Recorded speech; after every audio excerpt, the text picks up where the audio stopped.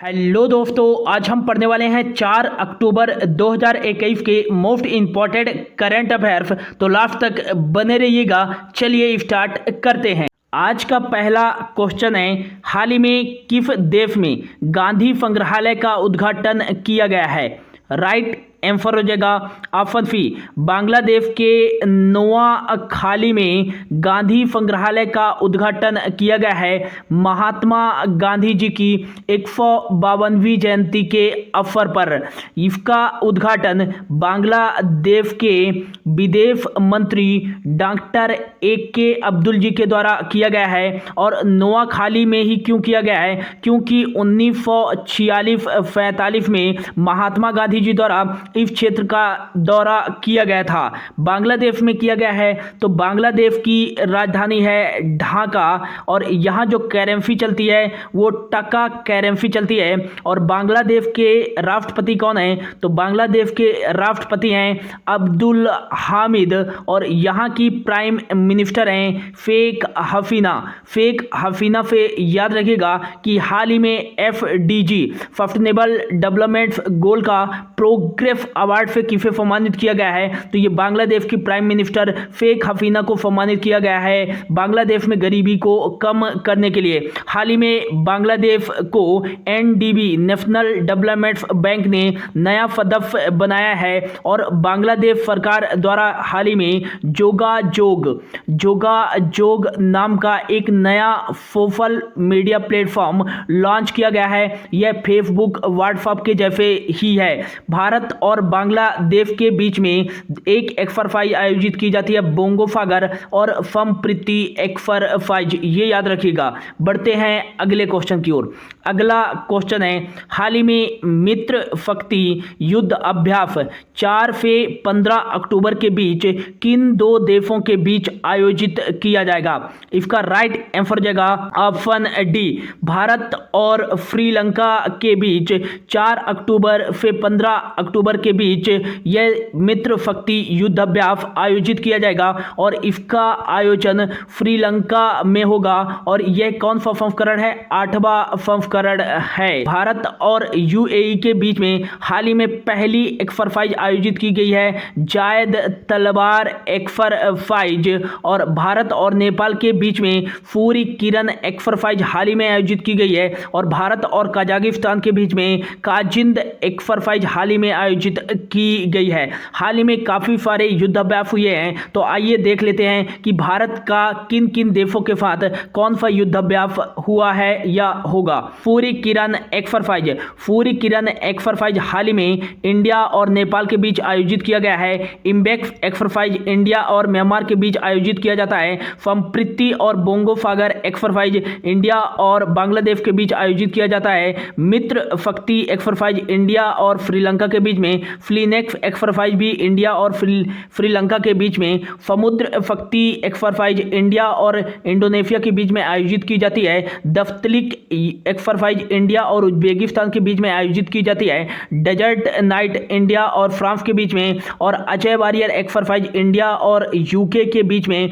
Tiger Triumph exercise, Cope India exercise, Vajra Prahar exercise, ये तीनों exercise India और USA अमेरिका के बीच आयोजित किया जाता है। अगला जो है अल नागाह एक्सरसाइज, नफीम अल बहर एक्सरसाइज, ईस्टर्न ब्रिज एक्सरसाइज, ये तीनों एक्सरसाइज इंडिया और ओमान के बीच आयोजित किए जाते हैं। धर्म गार्जियन एक्सरसाइज, यह इंडिया और जापान के बीच आयोजित किया जाता है। और most important Malabar exercise, Malabar exercise पहले यह दो देशों के बीच होता था, भारत और अमेरिका के बीच में, लेकिन 2015 में इसमें जापान शामिल हुआ और 2020 में इसमें ऑस्ट्रेलिया शामिल हुआ। तो अब वर्तमान में मालाबार एक्सरसाइज 4 देशों के बीच आयोजित किया जाता है। यह एक नौसेना का एक्सरसाइज है। और किन किन देशों के बीच आयोजित किया जाता है? भारत, अमेरिका, जापान और ऑस्ट्रेलिया की नौसेना के बीच। फिन्यू मैत्री एक्सरसाइज भारत और जापान के बीच एक्सरसाइज है। फिम्बेक्स एक्सरसाइज भारत और सिंगापुर के बीच आयोजित किया जाता है। Fit max exercise India, Singapore और थाईलैंड के बीच आयोजित किया जाता है। शक्ति और गरुड़ शक्ति एक्सरसाइज इंडिया और फ्रांस के बीच में आयोजित किया जाता है। इंद्रधनुष एक्सरसाइज इंडिया और यूके, यूनाइटेड किंगडम के बीच आयोजित किया जाता है। और इंदिरा नेवी एक्सरसाइज ये भी एक नौसेना अभ्यास है, हाल ही में संपन्न हुआ है भारत और रशिया के बीच में। मैत्री एक्सरसाइज इंडिया और थाईलैंड के बीच आयोजित की जाती है। और इकोब्रिन एक्सरसाइज इंडिया और मालदीव के बीच आयोजित की जाती है। नोमैटिक एलिफेंट एक्सरसाइज यह इंडिया और मंगोलिया के बीच आयोजित की जाती है। नेक्स्ट याद रखिएगा कि प्रबल दफ्तलिक युद्धाभ्यास यह भारत और कजाकिस्तान के बीच आयोजित की जाती है। और हाल ही में एक एक्सरसाइज हुई है अल मोहद अल हिंदी एक्सरसाइज इंडिया और सऊदी अरब के बीच में। और कोंकण एक्सरसाइज यह इंडिया और यूके के बीच में आयोजित की जाती है। और बोल्ड कुरुक्षेत्रा एक्सरसाइज यह इंडिया और सिंगापुर के बीच आयोजित की जाती है। तो ये थे सभी एक्सरसाइज। अगला क्वेश्चन है, हाल ही में रिट्रीट समारोह का उद्घाटन कहां किया गया है? तो इसका राइट आंसर जगह ऑप्शन बी, जम्मू कश्मीर के जम्मू में रिट्रीट समारोह का उद्घाटन किया गया है। और इसका उद्घाटन लाल बहादुर शास्त्री जी और महात्मा गांधी जी की जयंती के अवसर पर इसका उद्घाटन किया गया है। और इसका उद्घाटन जम्मू कश्मीर के उप राज्यपाल मनोज सिन्हा जी के द्वारा किया गया है। भारत और पाकिस्तान की सीमा के बीच जम्मू कश्मीर में उद्घाटन किया गया है। तो जम्मू कश्मीर ये रहा इंडिया के मैप पे, जिसकी उत्तरी सीमा अफगानिस्तान के साथ और इसकी पश्चिमी सीमा पाकिस्तान के साथ और इसकी दक्षिणी सीमा पंजाब और हिमाचल प्रदेश के साथ और इसकी जो नॉर्थ ईस्ट वाली सीमा है वो चाइना के साथ लगती है। जम्मू कश्मीर का DLR नंबर है 20,0504। यहाँ 20 डिस्ट्रिक्ट हैं, 5 लोकसभा की सीटें हैं, 4 राज्यसभा की सीटें हैं। 31 अक्टूबर 2019 को जम्मू कश्मीर को केंद्र शासित प्रदेश बनाया गया था। और जम्मू कश्मीर में जो विधानमंडल की सीटें हैं वो एक सदनी है, केवल यहाँ विधानसभा की सीटें हैं। और कितनी सीटें हैं? 114 सीटें हैं। जम्मू कश्मीर की 2 कैपिटल हैं, एक तो है जम्मू और दूसरी है श्रीनगर जम्मू कश्मीर की समर कैपिटल है और जम्मू जो है वो विंटर कैपिटल है। जम्मू कश्मीर के जो लेफ्टिनेंट गवर्नर हैं वो हैं मनोज सिन्हा। हाल ही में जम्मू कश्मीर सरकार द्वारा कार खंडर योजना की शुरुआत की गई थी जम्मू कश्मीर में हफ्त फिल्म को बढ़ावा देने के लिए। और योजनाओं का अच्छे तरीके से कार्यान्वित हो रहा है कि नहीं हो रहा है, इसके लिए प्रूफ नाम का ऐप जम्मू कश्मीर द्वारा ही लॉन्च किया गया है। और हाल ही में कचौथ महोत्सव ये जम्मू कश्मीर में ही बनाया गया है। और स्वतंत्रता दिवस के 75वें वर्षगांठ का जश्न मनाने के लिए बगफ आवाम मेले का उद्घाटन यह जम्मू कश्मीर के उपराज्यपाल द्वारा ही किया गया है। हाल ही में सक्षम योजना की शुरुआत जम्मू कश्मीर द्वारा ही शुरू की गई है। इसके तहत कोविड-19 के दौरान यदि किसी परिवार के कमाने वाले की मृत्यु हो जाती है तो उसके बड़े सदस्यों को 1,000 रुपये प्रति माह, और यदि उनके बच्चे स्कूल में पढ़ते हैं तो उनको प्रति साल 20,000 रुपये की छात्रवृत्ति, और यदि उनके बच्चे कॉलेज में पढ़ते हैं तो उनके बच्चों को 40,000 रुपये की छात्रवृत्ति प्रति वर्ष प्रदान की जाएगी। इस सक्षम योजना के तहत मिशन हौसला महिला उद्यमिता को बढ़ावा देने के लिए मिशन हौसला की शुरुआत यह जम्मू कश्मीर द्वारा ही शुरू किया गया है। नेक्स्ट, भारत की सबसे बड़ी मीठे पानी की झील बुलर झील कहाँ स्थित है? तो ये जम्मू कश्मीर में ही स्थित है। और Dachigam national park, Kazinag national park, Kishtwar national park और सलीम अली नेशनल पार्क ये कहाँ स्थित है? तो ये जम्मू कश्मीर में ही स्थित हैं। बढ़ते हैं अगले क्वेश्चन की ओर। अगला क्वेश्चन है, हाल ही में राष्ट्रीय स्वच्छ वायु कार्यक्रम नेशनल क्लीन एयर प्रोग्राम के तहत केंद्र सरकार ने किस राज्य सरकार को 18 करोड़ राशि आवंटित की है। तो इसका राइट आंसर जगह ऑप्शन ए, दिल्ली को वायु प्रदूषण के प्रबंधन करने के लिए केंद्र सरकार द्वारा राष्ट्रीय स्वच्छ वायु कार्यक्रम के तहत 18 करोड़ राशि आवंटित की है। नेक्स्ट बात करें राष्ट्रीय स्वच्छ वायु कार्यक्रम नेशनल क्लीन एयर प्रोग्राम, यह 2019 में लॉन्च किया गया था और इसका जो मुख्य उद्देश्य है कि 2024 तक 20 से 30% तक वायु प्रदूषण को कम करना। अब दिल्ली को यह राशि आवंटित की गई है। तो दिल्ली के जो सीएम हैं वो हैं अरविंद केजरीवाल और यहाँ के डिप्टी सीएम हैं मनीष सिसोदिया और यहाँ के जो गवर्नर हैं वो हैं अनिल बैजल। और नेक्स्ट याद रखिएगा कि हाल ही में दिल्ली सरकार द्वारा देश का मेंटर्स कार्यक्रम के लिए सोनू सूद को ब्रांड एम्बेसडर बनाया गया है और देशभक्ति पाठ्यक्रम की शुरुआत हाल ही में दिल्ली द्वारा ही की गई है और देशभक्ति पार्क की स्थापना दिल्ली द्वारा ही की गई है। और देश का पहला स्मॉग टावर कहाँ बनाया गया है? तो ये दिल्ली में ही बनाया गया है। और स्कूलों में बिजनेस को बढ़ावा देने के लिए बिजनेस ब्लस्टर कार्यक्रम की शुरुआत दिल्ली सरकार द्वारा ही की गई है। मुख्यमंत्री कोविड-19 परिवार आर्थिक सहायता योजना की शुरुआत दिल्ली सरकार द्वारा ही की गई है। और जहां वोट वहां टीका अभियान की शुरुआत भी दिल्ली सरकार द्वारा ही की गई है। स्विच दिल्ली नाम का अभियान इलेक्ट्रिक वाहनों को बढ़ावा देने के लिए दिल्ली सरकार द्वारा ही की गई है। और हाल ही में दिल्ली मेट्रो को Japan society civil engineering award से भी सम्मानित किया गया है। अगला क्वेश्चन है, हाल ही में ब्रजेश चंद्र मिश्रा का निधन हो गया है, वह इनमें से किस प्रधानमंत्री के पहले प्रधान सचिव थे?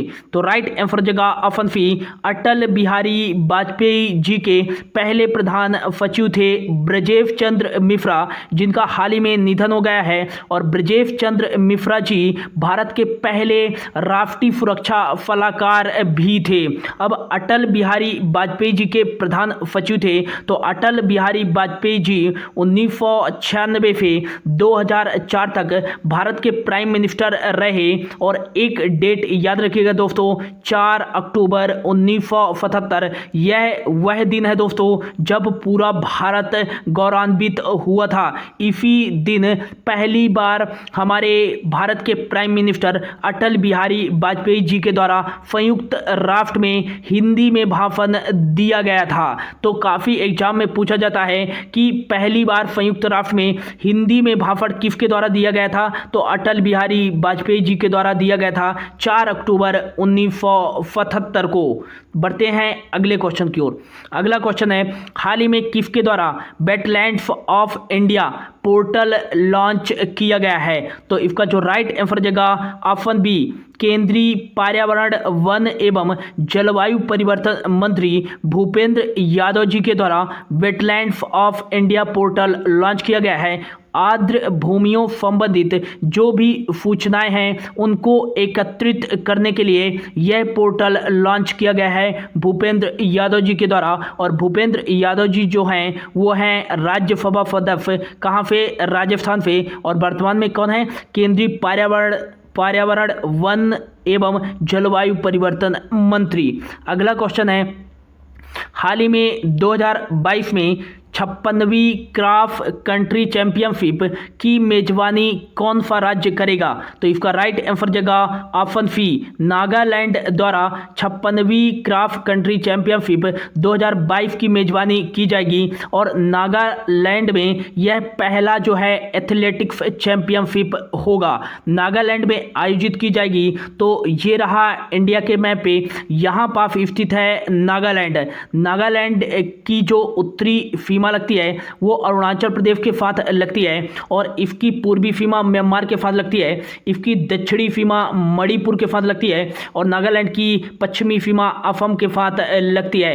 नागालैंड के वर्तमान में जो मुख्यमंत्री हैं वो हैं नेफ्यू रियो, और हाल ही में यहाँ के जो एडिशनल गवर्नर बनाए गए हैं वो जगदीश मुखी को बनाया गया है। पहले यहाँ के गवर्नर थे RN रवि, जिनको अब वर्तमान में तमिलनाडु का नया गवर्नर नियुक्त कर दिया गया है। नागालैंड की राजधानी है कोहिमा, और यहाँ की जो सबसे बड़ी सिटी है, लार्जेस्ट सिटी, वो है दीमापुर।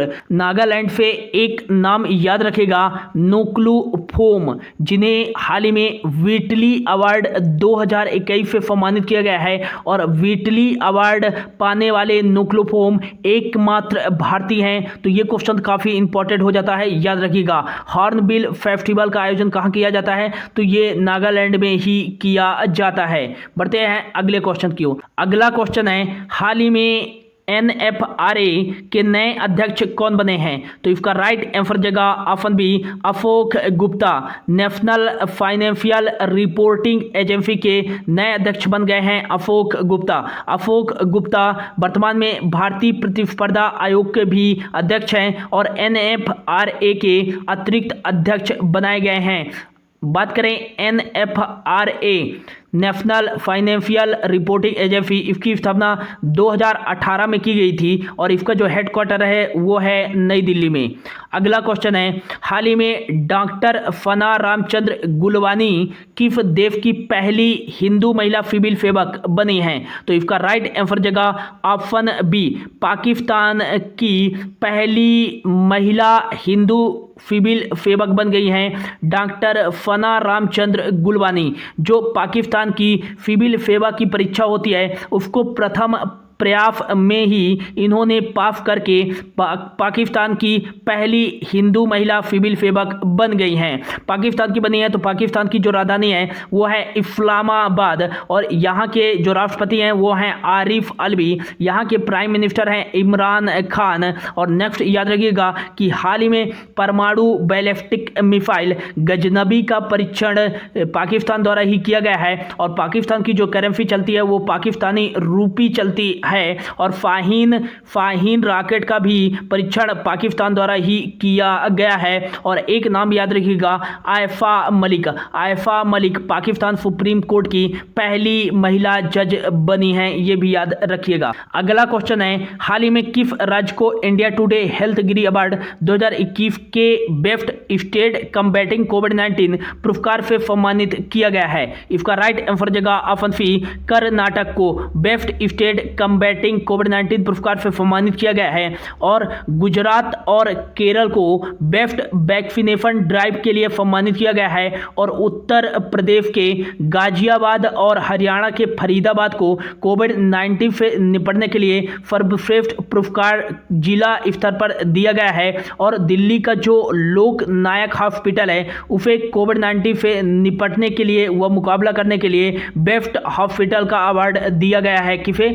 दिल्ली के लोकनायक हॉस्पिटल को। तो ये था दोस्तों आज का करंट अफेयर्स। होप आपको अच्छा लगा होगा तो please like share and subscribe जरूर कर दें। Thank you so much.